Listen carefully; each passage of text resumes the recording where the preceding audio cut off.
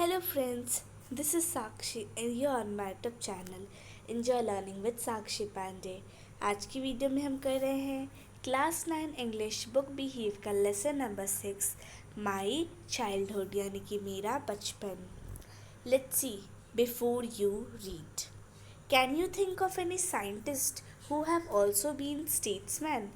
APJ Abdul Kalam, whose projects in space, defense and nuclear technology guided India into 21st century, became our 11th president in 2002।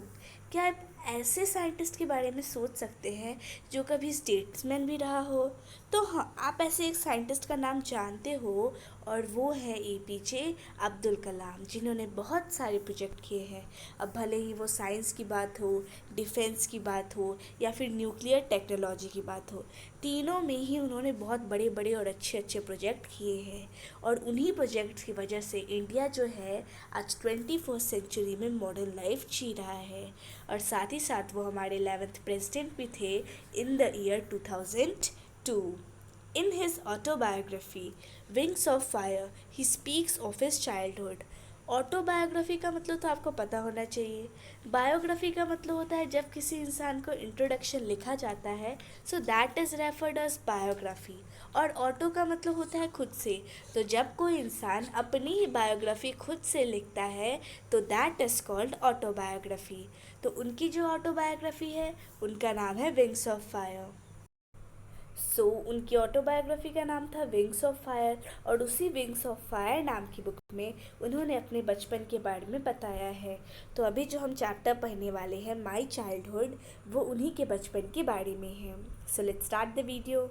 I was born into a middle class Tamil family, यानी जो writer APJ Abdul कलाम है वो कह रहे हैं कि वो एक मिडिल क्लास तमिल फैमिली में उनका जन्म हुआ था और वो रामेश्वरम के आइलैंड टाउन में रहा करते थे। My father Zainul Abdeen had neither much formal education nor much wealth, यानी वो बता रहे कि उनके फादर जो थे वो जैनुल अब्दीन थे, ना ही वो ज़्यादा पढ़े लिखे थे और ना ही उनके पास ज़्यादा वेल्थ थी। पर इन सब डिसएडवांटेज के बाद भी उनके अंदर बहुत ज़्यादा विजडम थी और ट्रू जेनरसिटी थी, यानी बहुत ज़्यादा ईमानदार थे और साथ ही साथ समझदार भी थे। He had an ideal helpmate in my mother Ashiamma. उन्होंने ये भी कहा कि उनके फादर जो थे वो उनकी मदर आशी अम्मा के हेल्पमेट थे। I do not recall the exact number of people she fed every day. अब उनकी हॉस्पिटैलिटी के बारे में बात किया जा रहा है कि आशी अम्मा जो थी वो बहुत ही ज़्यादा काइंड थी। लेखक को खुद नहीं याद कि वो रोज़ाना कितने लोगों को खाना खिलाई करती थी। और ये जो खाना खिलाती थी ये उनके घर के लोग नहीं थे, ये बाहर के लोग हुआ करते थे।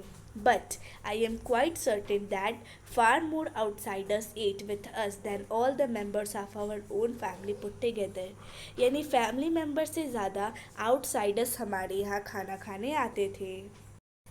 I was one of many children, a short boy with rather undistinguished looks, born to tall and handsome parents। और उन्होंने बताया कि उनके पेरेंट्स जो थे वो टॉल भी थे एंड ब्यूटीफुल एंड हैंडसम भी थे, पर जो राइटर थे वो शॉर्ट थे, यानी ज़्यादा टॉल भी नहीं थे और साथ ही साथ उनकी लुक्स भी जो थी वो अनडिस्टिंग्विश थी, यानी कुछ खास लुक्स नहीं थी।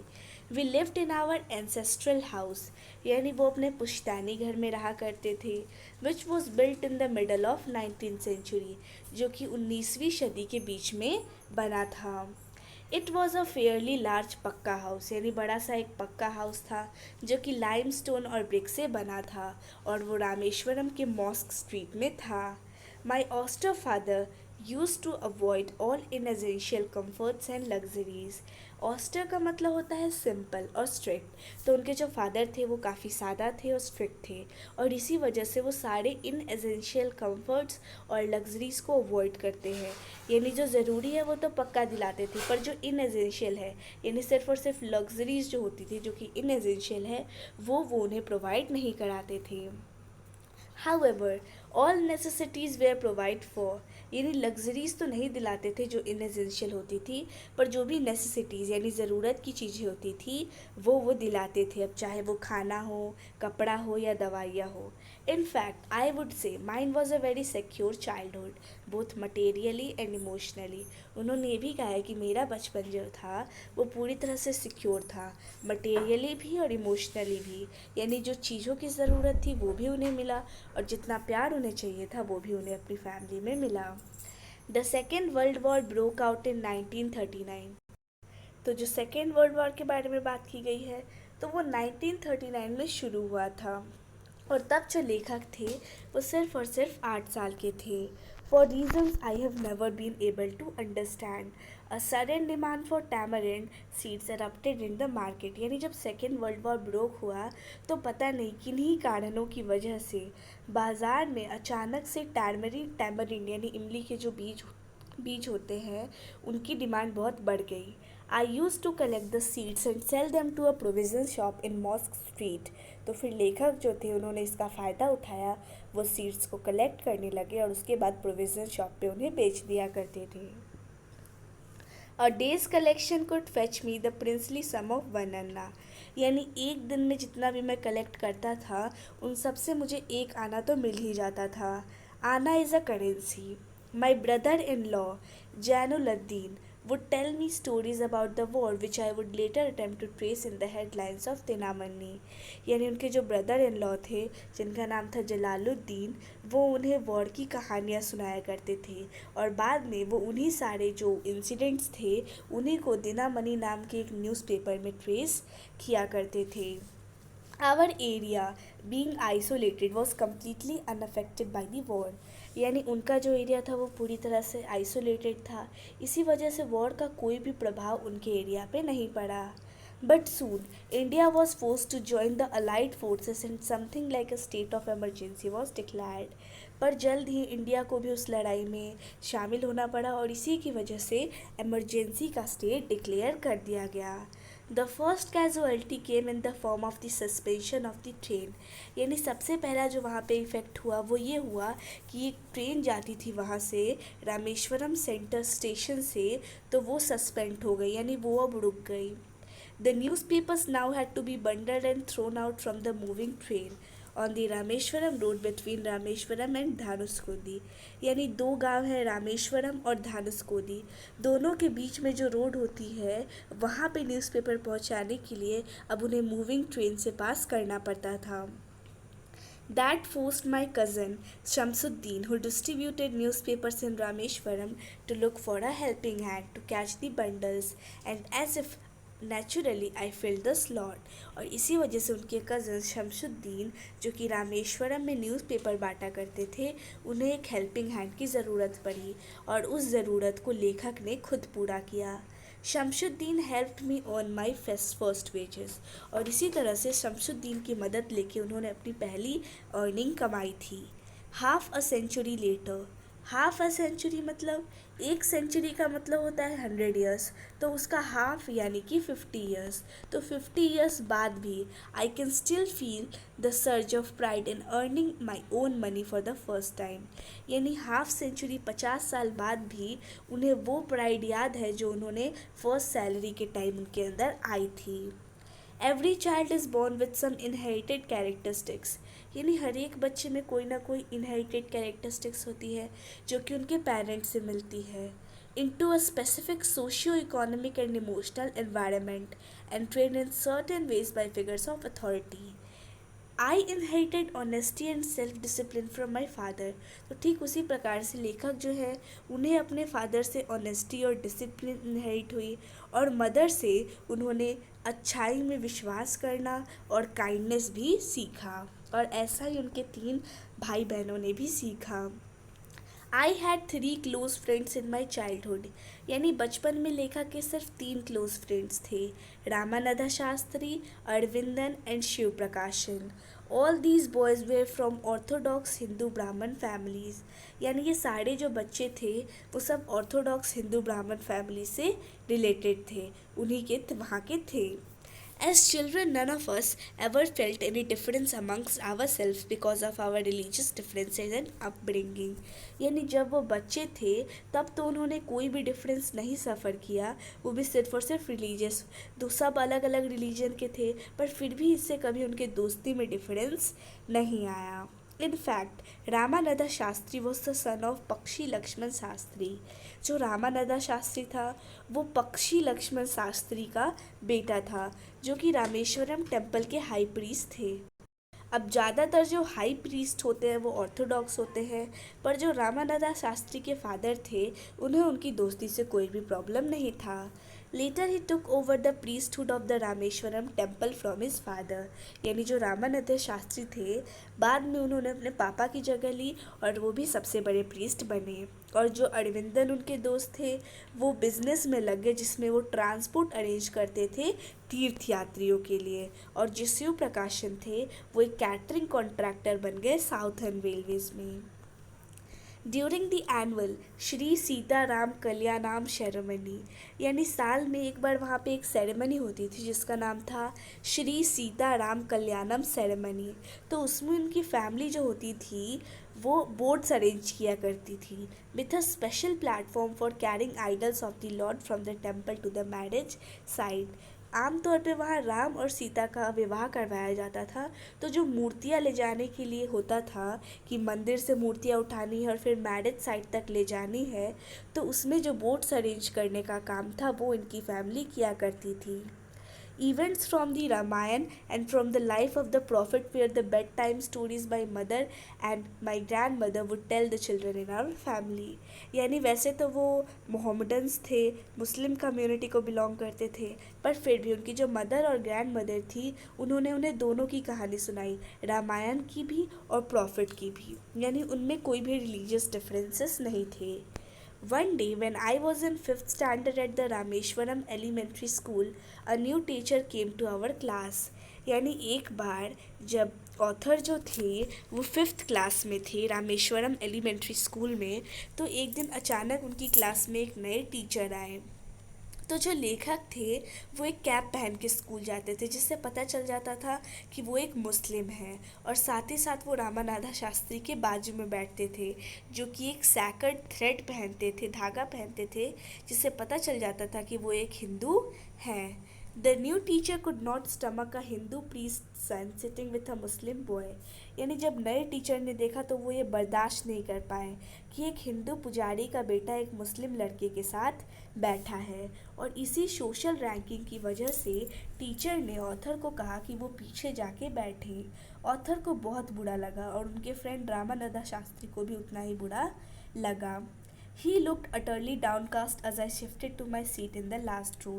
यानी जैसे ही ऑथर लास्ट रो में शिफ्ट हुए उनका जो फ्रेंड था वो उसने अपना सर झुका लिया। The image of him weeping when I shifted to the last row left a lasting impression on me। यानी जब ऑथर जा रहे थे वहाँ से तो जिस तरह से उनके फ्रेंड रो रहे थे उससे उनका बहुत गहरा इम्प्रेशन पड़ा। After school, we went home and told our respected parents about the incident। यानी स्कूल के बाद जब वो घर गए तो अपने अपने पेरेंट्स को उस हादसे के बारे में बताया। तो लक्ष्मण शास्त्री जो कि रामानंदा शास्त्री के फादर थे उन्होंने तुरंत ही टीचर को बुलाया। Told the teacher that he should not spread the poison of social inequality.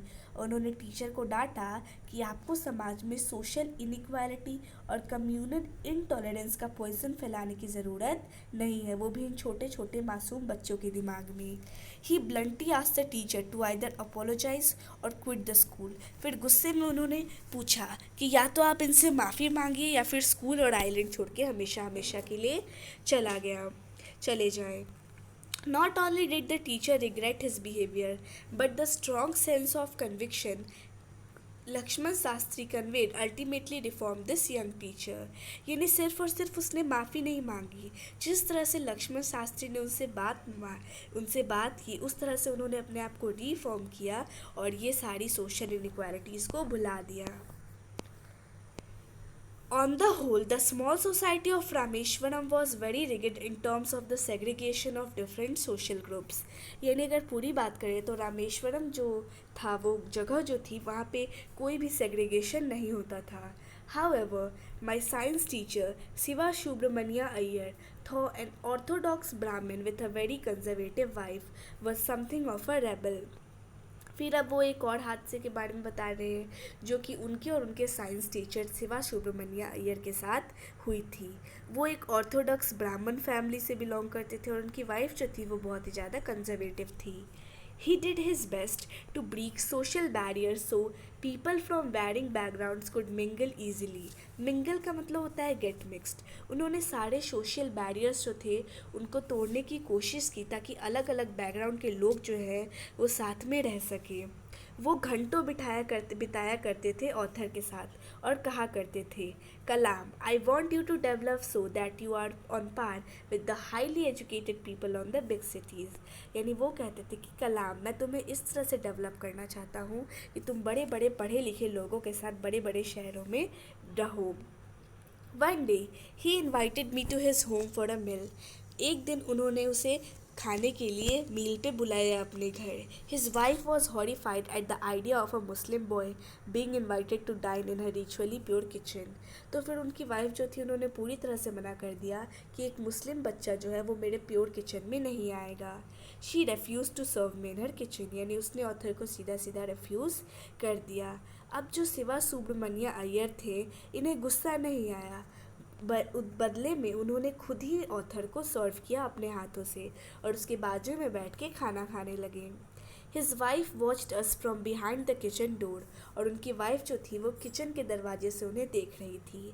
I wondered whether she had observe any difference in the way I ate rice, drank water or clean the food after the meal. यानी author को ऐसा लग रहा था कि उन्हें अजीब लग रहा था, यानी उन्हें थोड़ा डिफरेंट लग रहा था जिस तरह से ऑथर राइस को खा रहे थे, पानी पी रहे थे, या फिर खाने के बाद मील जो था पड़ा हुआ फ्लोर पे उसे साफ़ कर रहे थे। When I was leaving his house, Siva Subramania Iyer invited me to join him for dinner again on the next weekend. यानी जब ऑथर जाने लगे तो जो उसके साइंस टीचर थे शिवा सुब्रमण्या अय्यर, उन्होंने उसे अगले हफ्ते फिर डिनर पे बुलाया। उन्होंने उन जो ऑथर की हेस्टिटेशन थी, उनकी चिकचिकाहट को देख लिया और उन्होंने कहा कि तुम्हें अपसेट होने की ज़रूरत नहीं है। एक बार अगर तुमने ठान ली कि तुम्हें सिस्टम को चेंज करना है तो ऐसी प्रॉब्लम्स तो आती ही रहेगी। When I visited his house the next week, Siva Subramania Iyer's wife took me inside her kitchen and served me food with her own hands. यानी जब अगले हफ्ते वो वहाँ गए तो शिवा सुब्रमण्या अय्यर की वाइफ ने खुद उन्हें किचन के अंदर ले गई और खुद अपने हाथों से उन्हें खाना सर्व किया। Then the Second World War was over and India's freedom was imminent. यानी अब जो बात की जा रही है वो हो रही है सेकेंड वर्ल्ड वॉर के ख़त्म होने के बाद और इंडिया की फ्रीडम आने वाली थी। गांधी जी ने डिक्लेयर कर दिया कि जो इंडियंस हैं वो अपना खुद का इंडिया बनाएंगे। The whole country was filled with an unprecedented optimism.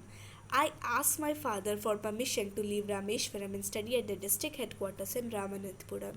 यानी जो ऑथर थे उन्होंने अपने फादर से परमिशन ली कि आगे की पढ़ाई के लिए क्या वो रामेश्वरम छोड़ के रामानंतपुरम में डिस्ट्रिक्ट हेडक्वार्टर्स में जा सकते हैं। He told me as if thinking aloud, Abul, I know you have to go to grow. Does the seagull not fly across the sun alone and without a nest? उन्होंने कहा, अबुल, मैं जानता था तुम्हें एक ना एक दिन बड़े होने के लिए जाना पड़ेगा। सी गर्ल जो है वो एक बर्ड होती है, वो भी सन के पार जाती है अपने नेस्ट को छोड़ के। ही कॉटेड खालिल गबरान टू माई हेस्टिटेंट मदर। उनकी मदर जो थी वो थोड़ी सी झिकझिका रही थी अपने बेटे को भेजने में और यही बात उन्होंने उनकी माँ से कही। Your children are not children, यानी आपके बच्चे बच्चे नहीं रहे। अब आप उन पे अपने फैसले मत थोपिए। They come through you but not from you. वो आपसे थ्रू होते हैं पर आपसे नहीं होते हैं। You may give them your love but not your thoughts. आप उन्हें अपना प्यार दे सकती है, अपनी सोच नहीं दे सकती, क्योंकि हर किसी की अपनी अपनी सोच होती है। इस तरह से उनकी मदर भी मान गई। So this story is written by APJ Abdul Kalam and this is an extract from his autobiography Wings of Fire. So now our chapter is completed. Wish you like the video. Thanks for watching the video.